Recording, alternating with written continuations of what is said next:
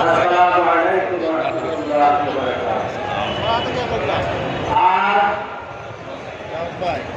এই আদালত করে সিলেটের সর্বস্তরে জনগণের উপস্থিতিতে আজকে বর্তমান অন্তর্বর্তীকালীন সরকার প্রধানের কাছে বঞ্চিত সিলেটের ন্যায্য দাবি দেওয়া নিয়ে আজকে এই সভায় সভাপতিত্ব করছেন হযরত শাহজালাল মুতারাম এমনি রহমাতুল্লাহ আলাইহির মাজার মসজিদের ইমাম সাহেব এবং এখানে মঞ্চে আছেন আমাদের ধর্মীয় রামকৃষ্ণ মিশনের মহারাজ, এখানে আমাদের খ্রিস্টান সম্প্রদায়ের চার্চের ফাদার, এখানে আছেন মণিপুরী সম্প্রদায়ের তাদের ধর্মীয় গুরু এবং এখানে আছেন আমাদের বৌদ্ধদের আমাদের সেতুটু সহ উপস্থিত এই সিলেটের সকল ব্যবসায়ী মালিক। আমি এক কথায় বলে নিলাম যে এই মহানগরের ভিতরে বন্ধবান আমি নাম বললাম না, নাম বলে তিনটা নাম ছেড়ে দেবো, সবাই মনের মধ্যে আঘাত আসবে। এক কথায় এই মহানগরের ভিতরে সকল ব্যবসায়ীরা আজকে সবাই উপস্থিত আছেন। সকল সিলেটে বসবাসরত সকল জেলার সমিতির নেতৃবৃন্দ এখানে উপস্থিত আছেন। পরিবহন সেক্টরে ট্রাক, বাস, মিনিবাস, লেগুলা, রিক্সা সকলগুলো আছে আঞ্চলিক পর্যায়ে। তো আমি আঞ্চলিক কিছু বক্তব্য দিয়ে আমি শুরু করছি। এখানে আপনারা জানেন সিলেটের এই যে প্রত্যেকটা উপজেলায় আমাদের সড়কগুলো বিগত বন্যায় বিধ্বস্ত হয়ে গেছে এবং আমাদের যে বিহারীবাজার শেওলা ব্রিজের কাজটা অর্ডার হওয়া সত্ত্বেও এই আমরা বিদ্যুৎ চার কারণে সেটা আজকে স্থগিত হয়ে আছে। এইগুলোর যত কাজ সিলেট জেলার প্রত্যেকটা উপজেলার সড়ক সহ আমাদের এই কাজগুলো কার্যভাবে অনতিবিলম্বে শুরু করতে হবে, অন্যথায় আমরা সিলেটবাসী কাউকেই সাহায্য করব না।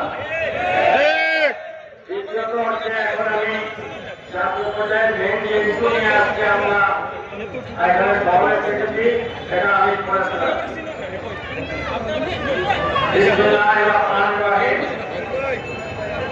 মাননীয় প্রধান উপদেষ্টা গণপ্রজাতন্ত্রী বাংলাদেশ সরকার মাধ্যমে জেলা প্রশাসক সিলেটের সার্বিক উন্নয়নের লক্ষ্যে জরুরি ভিত্তিতে গুরুত্বপূর্ণ পদক্ষেপসমূহ গ্রহণের বিষয়ে সিলেটবাসীর আবেদন।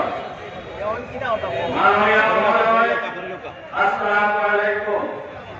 সাম্য বৈষম্যহীন সমতা বাংলাদেশ গড়ার প্রত্যয় তাৎপর্যতা লক্ষ্যের বিনিময়ে আমরা পেয়েছি বৈষম্য বিরোধী অন্তর্বর্তীকালীন সরকার, একটি উন্নত, সুখী ও সমৃদ্ধ এবং সমতায় বাংলাদেশ গড়ার স্বপ্ন সারথী হিসাবে আমরা সিলেটবাসী অঙ্গীকারবদ্ধ। অকৃত্রিম সৌন্দর্য আর অপরিমেয় সম্পদ সিলেটকে বাংলাদেশের মধ্যে এক অনন্য বৈশিষ্ট্যমণ্ডিত জনপদ হিসাবে গড়ে তুলেছে। হযরত শাহজালাল রহমাতুল্লাহ আলাইহি 360 জনের পুণ্যভূমি, কীর্তিভূমি, ধন্য ভারতবর্ষে ধন্য বাংলাদেশের আধ্যাত্মিক রাজধানী সিলেট। নয়না গ্রাম, সবুজ চা বাগান, পাহাড়ি বনাঞ্চল, সোয়াম ফরেস্ট, সুরমা কুশিয়ারা মনুক খোয়াই আর অসংখ্য হাওর বাউলের পাহাড় বন নানা প্রজাতির বৃক্ষরাজিতে আচ্ছাদিত প্রকৃতির উপহার শূন্য সিলেটে আমাদের রাষ্ট্রপ্রধান এবং সরকার প্রধানগণ রাষ্ট্রের সরকার হিসাবে দায়িত্ব গ্রহণের পরপরই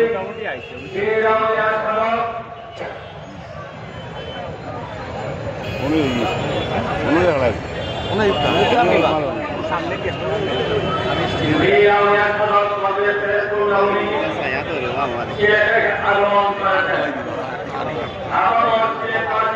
আনিস ভাই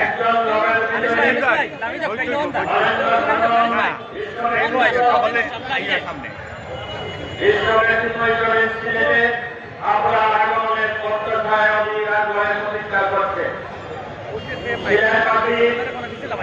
দুঃখ আনন্দ বেদনা পাওয়া না পাওয়ার প্রতি উপস্থাপনের এই মুহূর্তে যদি প্রত্যক্ষদর্শী হিসাবে আপনার সান্নিধ্য লাভ করত তাহলে বিশেষভাবে উপকৃত হত।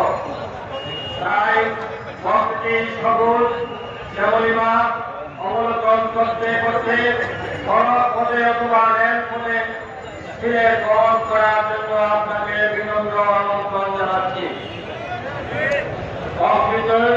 প্রকৃতি যেমন উদার করে দিয়েছে সৌন্দর্য, তেমনি দিয়েছে প্রাকৃতিক গ্যাস, উচ্চমানের পাথর, পানি অমূল্যবান খনিজ সম্পদ, যার যুগ যুগ ধরে সমগ্র বাংলাদেশের আত্মসমী অবকাঠামোগত উন্নয়ন ভূমিকা রেখে চলছে। বাংলাদেশের সামগ্রিক অর্থনীতিতে আমাদের সিলেটের অভিবাসীদের যুগান্তকারী ভূমিকা সর্বজন নিয়োজিত। দীর্ঘ বিশ্বযুদ্ধের পর থেকে আজ পর্যন্ত পৃথিবীর বিভিন্ন প্রান্তে বসবাসরত অভিবাসীদের প্রেরিত বৈদেশিক মুদ্রা দেশের অর্থনীতিতে অবহেলনীয় অবদান রেখে চলেছে। জুলাই বিপ্লবের পর আমাদের অভিবাসী প্রেরিত রেকর্ড পরিমাণ রেমিটেন্স, বৈদেশিক মুদ্রা স্থিতিশীলতা এবং আর্থিক বাজারে আস্থা ফিরিয়ে আনতে সহায়তা করেছে। কিন্তু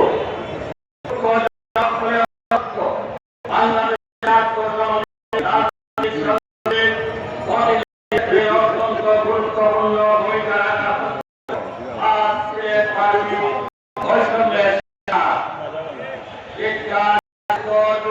বিদ্যুৎ, পানি, গ্যাস অর্থাৎ নাগরিকের জীবনযাত্রার মৌলিক চাহিদাগুলো ন্যায্য অধিকার থেকে সিলেটবাসী বারবার